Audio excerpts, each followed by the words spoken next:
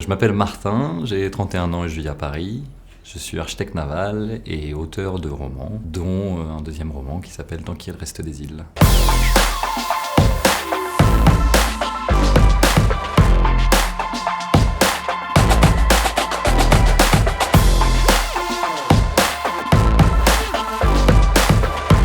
Alors mon roman raconte l'histoire d'un personnage, Lenny, d'une trentaine d'années, qui vit sur une île, qui est jeune père de famille séparé de la mère de sa fille. Et vers cette île, on est en train de construire un pont pour la relier au continent.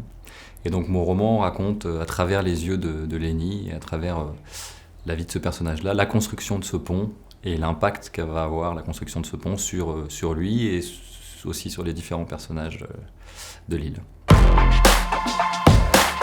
J'ai pas du tout besoin de rituels ou de conditions particulières. Je peux écrire dans un train chez moi ou quand j'ai le temps. C'est un style assez court, assez concis, économe en mots, et je pense qu'il est assez efficace, assez imagé. En tout cas, c'est ce que j'essaye de faire.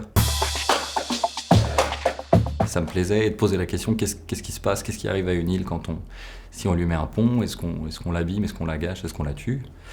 Et j'avais envie de développer ça autour d'un parallèle avec donc un aspect plus humain autour des personnages, sur voilà, quelle est la symbolique d'une île par rapport à un être humain, l'aspect solitude ou le charme de cette chose-là, mais aussi ses côtés un peu plus compliqués, et puis un pont, ce que ça représente en termes de liens, voilà, d'autres personnages qui interagissent ensemble. Ça me plaisait bien de développer une histoire qui soit sur ces deux aspects en parallèle. Est-ce que je voudrais des ponts sur les îles que j'aime ?